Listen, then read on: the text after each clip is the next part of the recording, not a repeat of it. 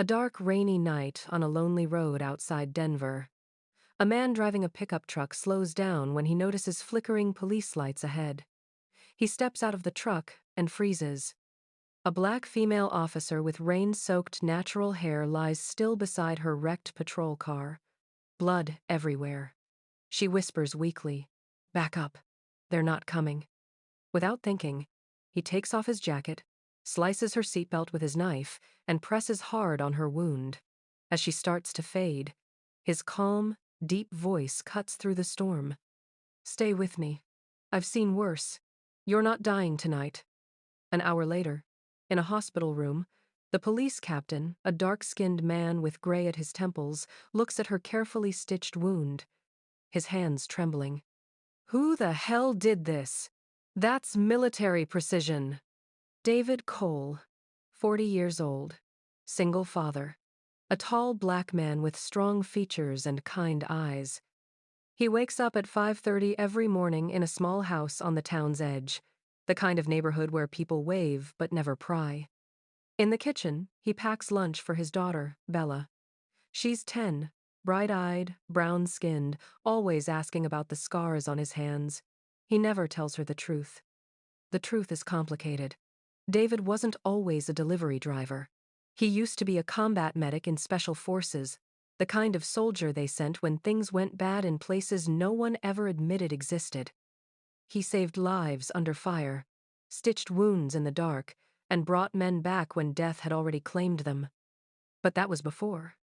Before the explosion that took his wife, Rachel, during a simple traffic stop 5 years ago. Before he learned that the drug cartel running Redwood County was the same one he'd faced overseas. Before he walked away from everything.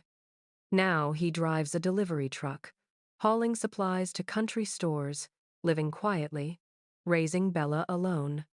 Around his wrist, he wears a black rubber bracelet, the faded words carved into it, "Never leave a fallen." It's 11 p.m. when David finishes his last delivery. Rain hammers the windshield. The forest road is dark and empty. Most drivers avoid it at night. David doesn't mind the silence. Then he sees flashing lights, red and blue barely visible through the heavy rain. A patrol car flipped over, smoke rising from the hood. David slows down. Every instinct tells him to call 911 and keep driving. Don't get involved. You're not that man anymore. But he stops. He always stops. He grabs a flashlight and steps out into the storm. Up close, the wreck looks worse. The car flipped at least twice. Broken glass glitters on the road. The driver's door crushed in. Inside, slumped against the steering wheel, a young black woman in a police uniform. Her badge gleams under his light. Officer Naomi Reed, 29, on the force for 18 months. Tonight, she went after a cartel lead alone. A big mistake. Her eyes flicker open. Blood trickles down her cheek. Her vest is torn, a deep cut across her stomach. She whispers, "Back up. Called them 20 minutes ago." David checks her pulse weak, breathing shallow. She's losing blood fast. He pulls out his phone. No signal. The trees block everything. Naomi grabs his arm, her grip firm despite her fading strength.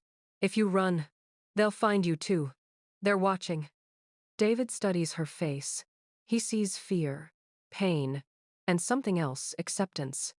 He also sees his wife, not the same woman, but the same uniform, same danger, same story about to end. He takes a slow breath. "Then, I guess we both fight." He runs back to his truck. Under a tarp in the back sits an old medical kit military grade. He never got rid of it. Maybe part of him knew he'd need it again. He grabs it and hurries back. Naomi's eyes flutter. "Hey," he says gently. "Stay with me. What's your name?" "Naomi." "Okay, Naomi, I'm David. I'm getting you out of here, but you have to stay awake. Talk to me. Tell me why you became a cop." She tries to smile through the pain. "Wanted to make a difference." "Good reason," he says softly. He looks at the wound. It's deep and still bleeding heavily. He smells gasoline. The car could explode at any moment. He decides no more hesitation. He slices her seatbelt with his knife, moves her carefully. She groans. The pain, sharp, raw. His hands move fast, steady. Years of combat training take over. This is going to hurt, he warns. Everything already hurts, she mutters. He almost smiles. Fair point. From the kit, he pulls out hemostatic gauze, a trauma bandage, surgical clamps, tools he hasn't touched in years. They feel natural in his hands again. He packs the wound. Naomi screams, her voice breaking through the rain. He doesn't stop. If he does, she dies. Talk to me, he says quietly. Who did this to you? Cartel, she gasps. Following the lead. They ran me off the road. His jaw tightens. The same cartel. Always the same. How many? 2 cars. 6 men. They think I'm dead. Let's keep it that way, he says.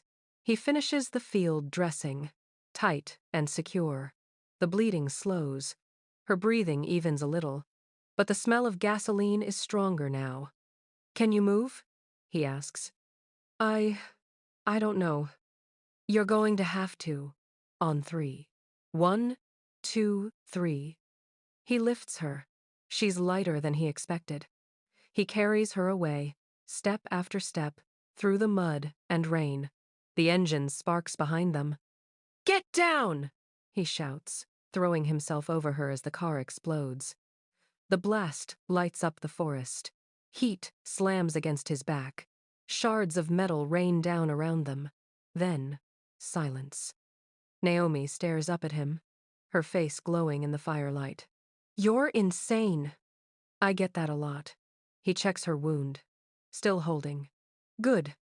He tries his phone again, no signal. We need to reach the road, he says. I can't walk. I know. I'll carry you. He lifts her onto his shoulders and starts climbing the muddy hill. 1/2 mile. Uphill. In the dark. With a dying woman on his back. He's done worse. Each step hurts, but he doesn't stop. Naomi winces but doesn't complain. Her voice comes out weakly. Tell me about your daughter. He's surprised. What? Your jacket.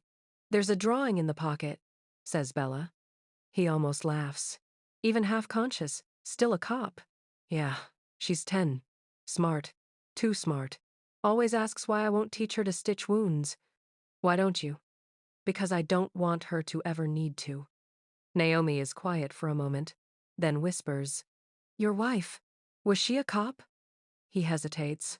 How did you know? The way you looked at me, like you've seen this before. She was. Died 5 years ago. Same cartel. I'm sorry. Don't be. Just stay alive. They finally reach the main road. David sets her down gently, flags down a passing truck. The driver, an older man, takes one look and calls 911. 15 minutes later, sirens. Flashing lights. Paramedics swarm the scene. They cut open Naomi's vest and stare at the dressing. Who did this?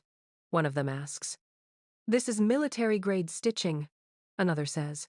Whoever did it saved her life. She'd have bled out. Police surround David. Questions fly. Name? David Cole. Did you see who attacked her? No.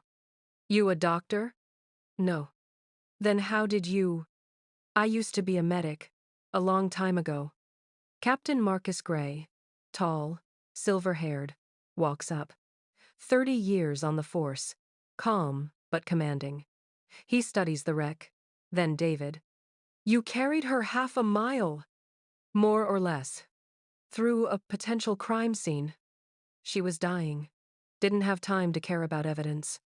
The captain's eyes narrow, then soften slightly. What's your full name?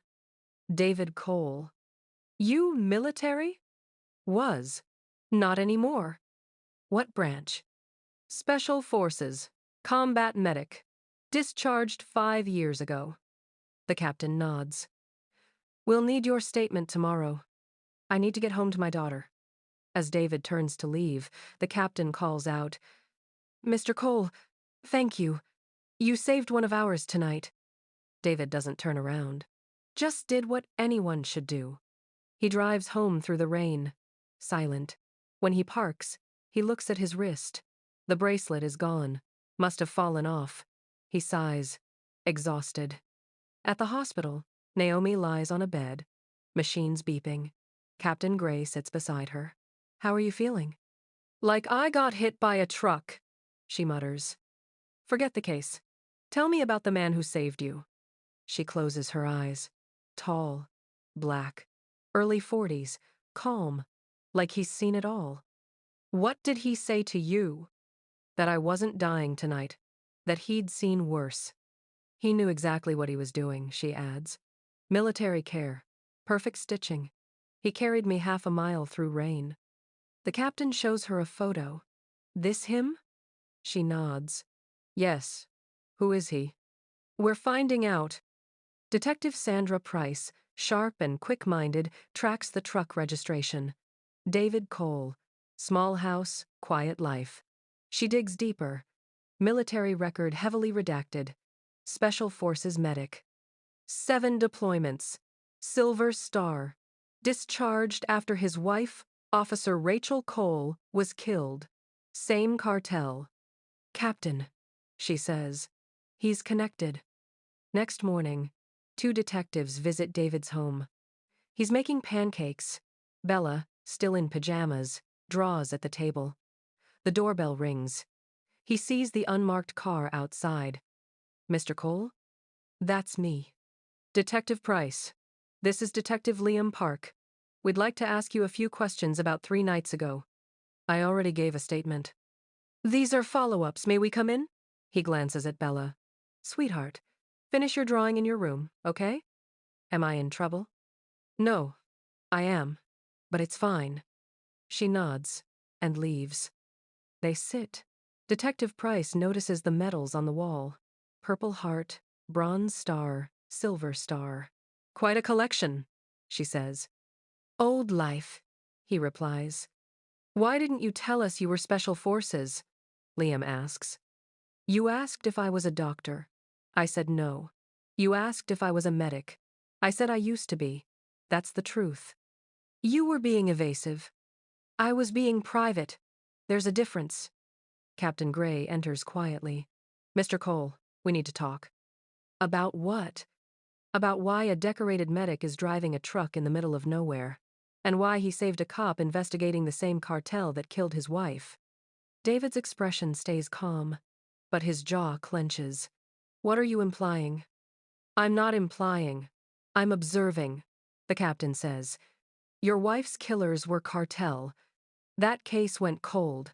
Now another cartel member attacks one of my officers, and you show up. Coincidence? Maybe. I don't believe in coincidences. What do you want from me? The captain sits. Officer Reed's alive because of you, but she's still in danger. The cartel knows she survived. They'll come for her. Then protect her. That's your job. We're trying, but they're better equipped, better trained. We need someone who knows how they think. No, David says flatly. We need a tactical consultant.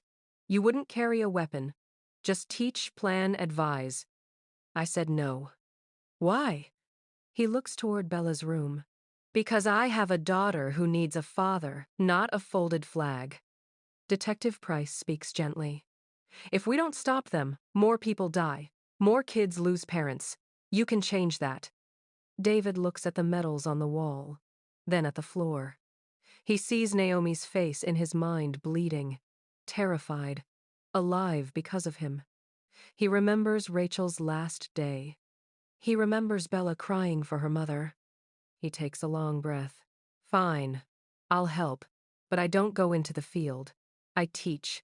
I analyze. Nothing more. Deal, Captain Gray says, shaking his hand. Before leaving, he hands David a box. Inside is the black bracelet cleaned, polished with a note. Never leave a fallen. Thank you for not leaving me, Naomi. David stares at it for a long time, then slips it back on. 2 weeks later, he stands in front of 15 officers in the training room.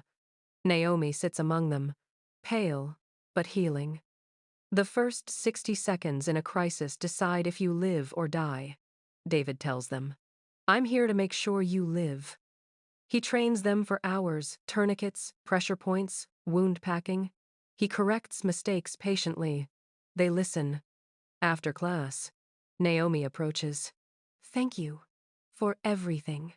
How's the recovery? Slow, but worth it. Captain told me about your wife. I'm sorry. You couldn't have known. Is that why you saved me? He thinks for a moment. I saved you because it was right. But, yeah, I saw her in you. She smiles softly. We're raiding the cartel warehouse in 3 days. Captain wants you there. Tactical consultant. I don't go into the field. Your insight could save lives. He looks at the young officers. Brave, inexperienced. Fine. But I stay in the command truck. Deal. 3 days later, before dawn, rain again. Officers surround a warehouse. David sits with Captain Gray, eyes on the monitors. Team 1 in position, a voice says. Team 2 ready. Team 3 holding. David studies the screen. Rear exits rigged. Keep Team 3 back. How do you know? Because it's what I do. The raid starts. Flashbangs, yelling, gunfire, chaos. Inside, cartel leader Rafael Cortez runs for the back door, detonator in hand. Freeze! Someone yells. He smiles. Come closer, and we all die. Naomi's voice over the radio. Captain, he's got explosives. David grabs the mic. Naomi, see a red wire? Yes. Where does it go? Pressure switch on the door. Don't let him touch it. Take the shot. A pause. Then bang. Target down, her voice says. Building secure. No casualties. Every officer alive. Later, at the station, Captain Gray addresses them. We took down a major cartel today. No officers lost. That's thanks to one man. He looks at David. David Cole reminded us why we wear this badge, to protect, to serve, and to never leave a fallen. Applause fills the room. Naomi steps forward, holding a Silver Star medal. This belongs here, she says, so everyone remembers what real courage looks like. David shakes his head. I didn't do this for credit. I know, she smiles. That's why you deserve it. She pins it to the wall of honor beside his late wife's name. David stares at it, his old life and new one finally connecting. Captain Gray clasps his shoulder. You saved my officer. You saved my team. We owe you. David glances around the room at their faces. Young, alive, grateful. He smiles faintly. Then make it count. Never leave anyone behind. Outside, the rain has stopped. The dawn sky glows faintly gold. For the first time in years, David Cole feels peace.